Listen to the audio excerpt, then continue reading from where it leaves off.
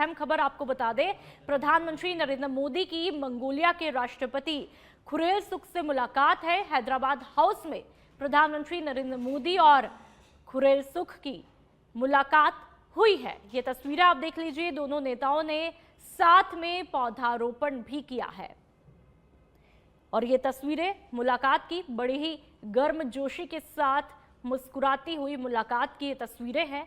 इसके बाद ये मुलाकात सिर्फ यहीं तक नहीं रहती, दोनों ने साथ में मिलकर के पौधारोपण भी किया है। बेहद खूबसूरत लोकतंत्र की ये तस्वीरें हैं। मंगोलिया के राष्ट्रपति से ये मुलाकात है। प्रधानमंत्री नरेंद्र मोदी जैसा कि हमेशा अपने जिस अंदाज में ज़्यादातर दिखाई देते हैं, जिस कॉस्ट्यूम में दिखाई देते हैं, उसी अंदाज में प्रधानमंत्री नरेंद्र मोदी को देखा गया और मंगोलिया के राष्ट्रपति जो कि बेहद मुस्कुराते हुए प्रधानमंत्री नरेंद्र मोदी के साथ में मिलते हैं और ये पौधारोपण की तस्वीरें। मिस्र के विदेश मंत्री बद्र अब्देल्ती आएंगे भारत। मिस्र के विदेश मंत्री इस सप्ताह भारत आएंगे। 16 और 17 अक्टूबर को भारत के आधिकारिक दौरे पर रहेंगे। तो इस वक्त की अहम जानकारी, मिस्र के विदेश मंत्री इस सप्ताह भारत आएंगे। भारत आने का उनका कार्यक्रम रहेगा।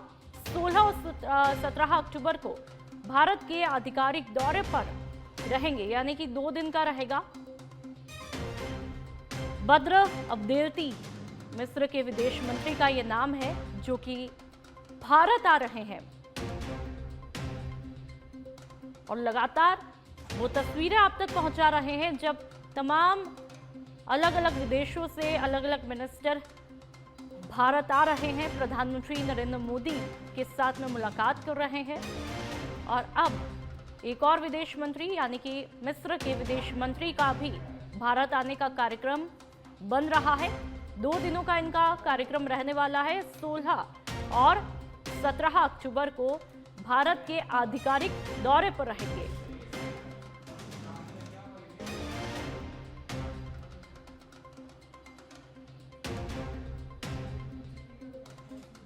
और अब राजधानी की खबर, सेंट्रल जेल बन चुका है निषिद्ध सामग्री का अड्डा। फिर तलाशी दौरान मिला मोबाइल, वार्ड नंबर 4 में मिला लावारिस मोबाइल। जेल प्रहरी रामप्रसाद ने लालकोठी थाने में रिपोर्ट दर्ज करवाई। हेड कांस्टेबल किशन अब इस पूरे मामले की पड़ताल कर रहे हैं। तो एक बार फिर से चौंका देने वाली खबर, वार्ड नंबर 4 में एक लावारिस मोबाइल मिलता है। जेल प्रहरी रामप्रसाद ने लालकोठी थाने में रिपोर्ट दर्ज करवाई है। अब ऐसे में सवाल ये उठता है कि आखिरकार ये मोबाइल वहां पर कैसे पहुंचा है और किसने पहुंचाया है। अब इस पूरे मामले की जाहिर सी बात है कि हर एंगल से जांच पड़ताल भी होगी।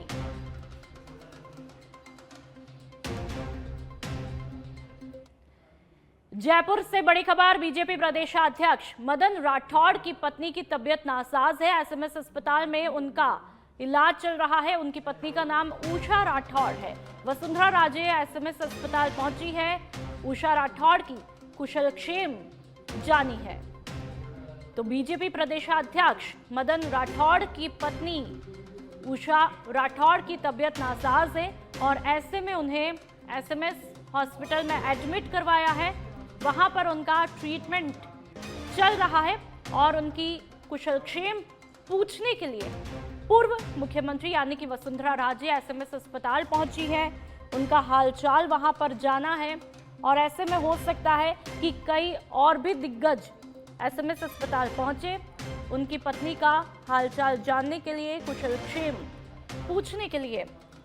दिवाली नजदीक है और उससे पहले कोई अपना इस तरह से बीमार होता है तो जाहिर सी बात है दुख भी होता है, लेकिन फिलहाल अभी उनका ट्रीटमेंट चल रहा है। अंता विधानसभा उपचुनाव को लेकर के खबर आपको बता देते हैं। नरेश मीणा ने अपना नामांकन दाखिल कर दिया है। नामांकन के दौरान माता पिता और बच्चे भी मौजूद रहे। निर्दलीय प्रत्याशी के रूप में उन्होंने अपना नामांकन दाखिल किया। 11 नवंबर को अंता विधानसभा उपचुनाव है। 14 नवंबर को अंता विधानसभा उपचुनाव के नतीजों की तस्वीर भी साफ हो जाएगी। तो ये तस्वीरें उस वक्त की जब नरेश मीणा ने बतौर निर्दलीय प्रत्याशी के तौर पर अपना नामांकन दाखिल किया। उनके साथ में उनके परिवार के लोग भी मौजूद रहे। अंता विधानसभा उपचुनाव पर सबकी निगाहें टिकी हुई है और जब से यहां पर त्रिकोणीय मुकाबला देखने को मिल रहा है, ऐसे में ये चुनाव और ज्यादा दिलचस्प होता जा रहा है, क्योंकि जहां पर एक तरफ कांग्रेस ने अपने पत्ते प्रमोद जैन भाया के रूप में खोल दिए हैं, तो वहीं बीजेपी ने अभी तक कोई भी पत्ता यहां पर नहीं फेंका है। ऐसे में ये सस्पेंस बरकरार है कि बीजेपी आखिरकार यहां पर किसको मैदान में उतारेगी। क्या प्रभुलाल सैनी पर एक बार फिर से दांव खेला जाएगा, या फिर कंवर लाल मीणा के परिवार में से किसी पर दांव खेला जाएगा, या फिर तीसरा कोई और ही चेहरा होगा।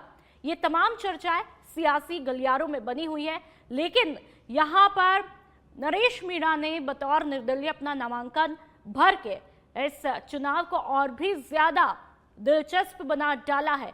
ऐसे में ये त्रिकोणीय मुकाबला किसका गेम पलटेगा, ये देखना बड़ा दिलचस्प होगा। सरकार की तरफ से चलाया जा रहा गिव अप अभियान लोगों को स्वेच्छा से पेंशन का त्याग करने की अपील की जा रही है। सामाजिक सुरक्षा पेंशन के हैं लगभग 92 लाख लाभार्थी। राज्य सरकार किसी का पेंशन नहीं कर रही है बंद। गिव अप अभियान के माध्यम से लोगों को प्रेरित किया जा रहा है। जिन परिवारों की आर्थिक स्थिति अच्छी है उनसे अपील की जा रही है।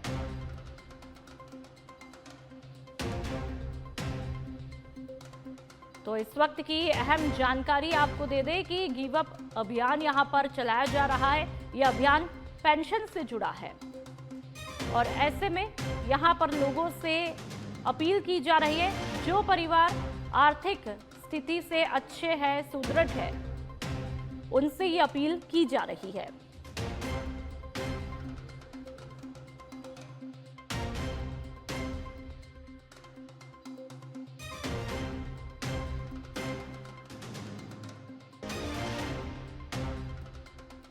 वहां पे सामने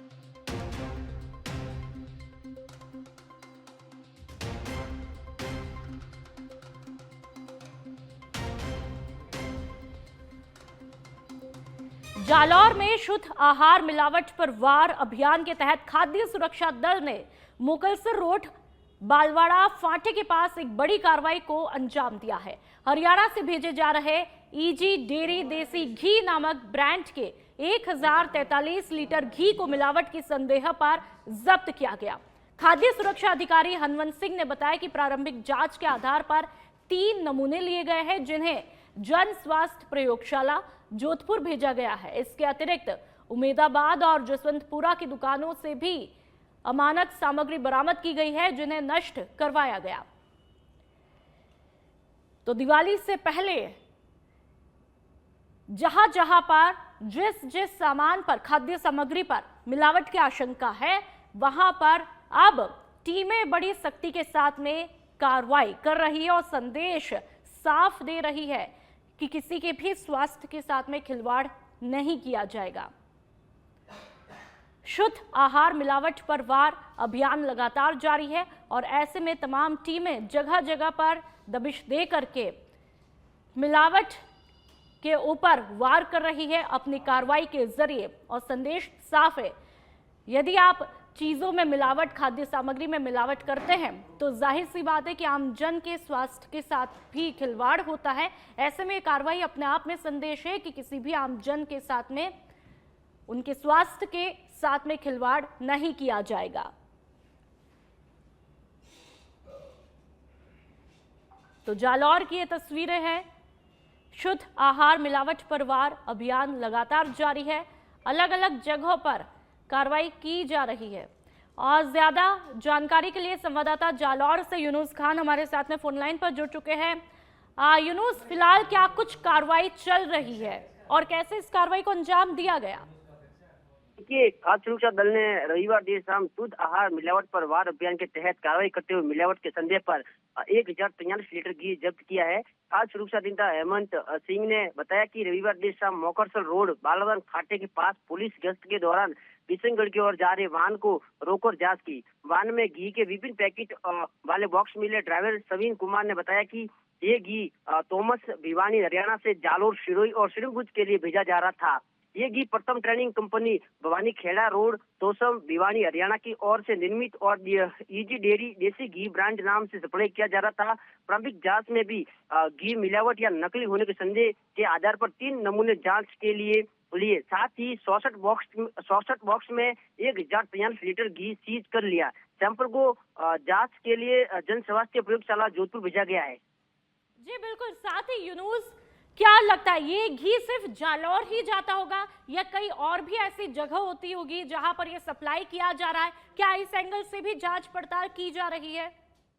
जी देखिए, बिल्कुल जांच पड़ताल चल रही है। जालोर, भीनमाल और समेत सिरोही जो जिले हैं और इन शहरों में ये घी सप्लाई होता है क्योंकि दिवाली का त्योहार जो है वो नजदीक है। ऐसे में मिठाइयाँ जो है वो बिक्री ज्यादा संख्या में होती है। ऐसे में इन घी का उपयोग लेके मिठाइयाँ बनाई जाती है।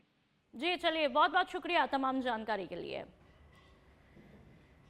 तो लगातार कार्रवाई की जा रही है और ऐसे में ये भी पता लगाया जा रहा है कि जालौर के अलावा आखिरकार ये मिलावट कहां कहां पर चल रही है। क्या भीनमाल में भी चल रही है, क्या सिरोही में भी चल रही है? मतलब ये तकरीबन पश्चिमी राजस्थान के वो इलाके जहां पर यह आशंका है कि मिलावट की जा रही है। फिलहाल आशंका है और अभी कार्रवाई की जा रही है।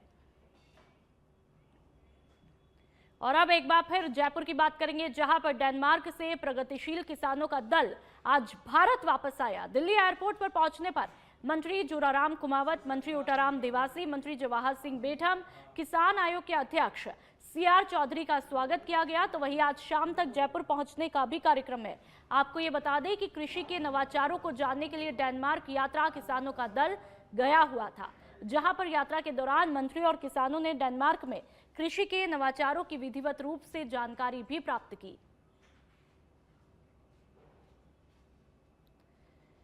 तो ये देखिए तस्वीरें, जब दिल्ली एयरपोर्ट पर ये तमाम दिग्गज पहुंचते हैं तो उनका स्वागत, सत्कार, अभिनंदन किया जाता है और कृषि के नवाचारों को जानने के लिए पूरा दल गया हुआ था।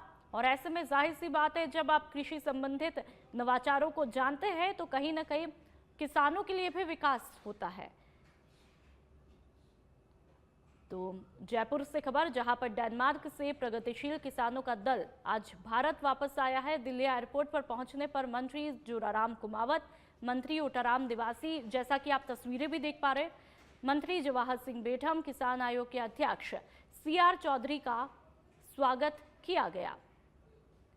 और वहीं आज शाम तक जयपुर पहुंचने का भी कार्यक्रम उनका रहेगा। आपको बता दें कि कृषि के नवाचारों को जानने के लिए डेनमार्क यात्रा किसानों का दल गया हुआ था। और ज्यादा जानकारी के लिए पॉलिटिकल एडिटर लाल सिंह फौजदार हमारे साथ में फोन लाइन पर जुड़ चुके हैं। लाल सिंह, जाहिर सी बात है, जब इस तरह की यात्राएं होती है तो किसानों के हित में भी विकास होता है, लेकिन तफसील से आप बताइए कि किस तरह से ये दल पहुंचा था और किसानों का स्वागत वगैरह किया जाता है। तस्वीरें तमाम मंत्रियों की भी हम देख पा रहे हैं। बिल्कुल, ये 5 दिवसीय डेनमार्क की यात्रा पर था। मंत्रियों का और प्रगतिशील किसानों का दल था, जिसमें अधिकारी भी थे।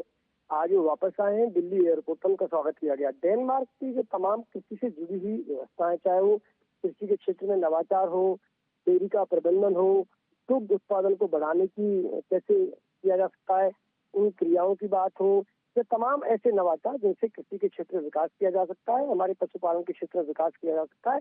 5 दिन लगातार उन्होंने अध्ययन किया। डेनमार्क के किसानों से मिले, डेनमार्क के कृषि से संबंधित वैज्ञानिकों से मिले, एक्सपर्ट से मिले, उनका अध्ययन किया, रिसर्च किया। 5 दिन लगातार ये दल वहां पर रहा है और अब वापस क्योंकि भारत आए हैं यहाँ पर, तो दिल्ली एयरपोर्ट पर पहुंचते ही उनका जोरदार स्वागत किया गया और शाम तक वो जयपुर आ जाएंगे। इस दल में गृह राज्य मंत्री जवाहर सिंह बेठम, जोराराम कुमावत, ओटाराम देवासी, सीआर चौधरी और कई प्रगतिशील किसान, करीब 40 के आसपास ये दल था, जो 5 दिन लगातार डेनमार्क में रहा। अलग अलग क्षेत्रों में अध्ययन किया, रिसर्च किया, शोध किया और अब वापस आके उन नवाचारों को फायदा कैसे राजस्थान किसानों को मिल सकता है, कैसे हम कृषि को और अधिक उत्पादक बना सकते हैं, कैसे कृषि को बढ़ावा दे सकते हैं, कैसे पशुपालन के क्षेत्र में क्रांतिकारी बदलाव ला सकते हैं। और ये कुल मिलाकर, चाहे वो पशुपालन की बात हो या डेयरी प्रबंधन की बात हो या कृषि की बात हो, ये सभी सेक्टर जब विकास करेंगे तो किसान समृद्ध होगा। किसान समृद्ध होगा तो राजस्थान समृद्ध होगा, विकसित राजस्थान के सपने में अपनी अहम भूमिका निभाएगा। ठीक है, बहुत बहुत शुक्रिया तमाम जानकारी के लिए।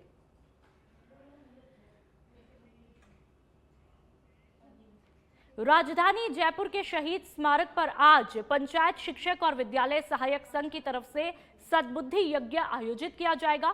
संघ के प्रदेश नेतृत्व नरेंद्र चौधरी और रामजीत पटेल के साथ में कार्यक्रम में सभी प्रदेश कार्यकारिणी पदाधिकारी, जिला स्तरीय प्रतिनिधि और हजारों पंचायत शिक्षक और विद्यालय सहायक शामिल होंगे।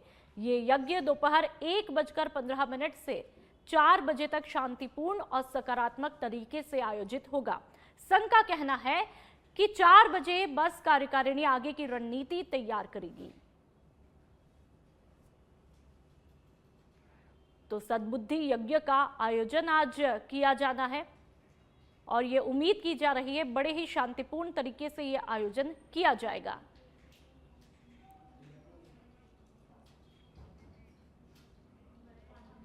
और अब फलौदी की बात करेंगे, जहां पर आत्मनिर्भर भारत संकल्प अभियान के तहत बीजेपी जोधपुर देहात उत्तर जिले की फलौदी विधानसभा क्षेत्र की कार्यशाला का आयोजन किया गया।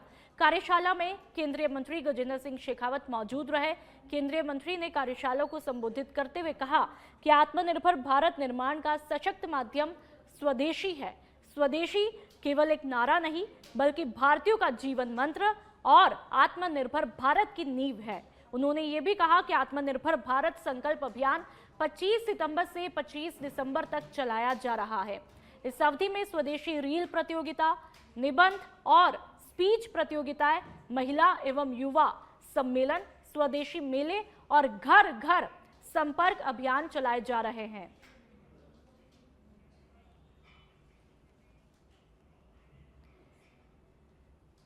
राज्य सरकार के निर्देशानुसार नगरपालिका सांचौर क्षेत्र में चल रहे शहरी सेवा शिविरों से आमजन को सीधा लाभ मिल रहा है।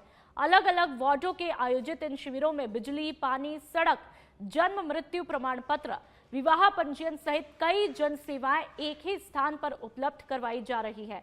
नगरपालिका अधिशासी अधिकारी त्रिकमदान चारण के नेतृत्व में शिविरों में भूमि पट्टे जारी करने का काम तेजी से किया जा रहा है और अब तक जारी किए गए पट्टों से नगरपालिका को लगभग 2.5 से 3 करोड़ रुपए की आय होने का अनुमान है। तो वहीं सूर्योदय योजना के तहत 26 आवेदन भी प्राप्त हुए हैं। तो सांचौर की ये तस्वीरें, जहां पर इस कैंपेन से आमजन को काफी फायदा मिल रहा है। जानकारी के मुताबिक शहरी सेवा शिविर है।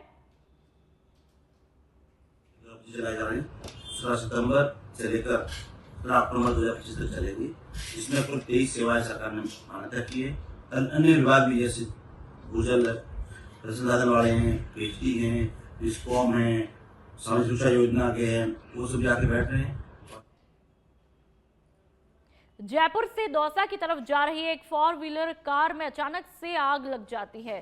4 व्हीलर कार, आप देख लीजिए, हादसा मोहनपुरा लकी होटल के पास में हुआ। गाड़ी से धुआं उठता देख चालक ने तुरंत से गाड़ी को साइड में लगाकर बाहर निकाला, जिससे उसकी जान बच गई। मौके पर पहुंची दमकल ने आग पर काबू पाया और बड़ी दुर्घटना यहां पर टल जाती है। पुलिस ने पूरे मामले की जांच शुरू कर दी है। तो 4 व्हीलर कार में जिस तरह से आग लग जाती है, आप देख सकते हैं, अफरा तफरी का माहौल यहां पर मच जाता है। हालांकि दमकल कर्मियों ने समय रहते आग पर काबू पा लिया है। मोहनपुरा लकी होटल के पास में यह हादसा हुआ है।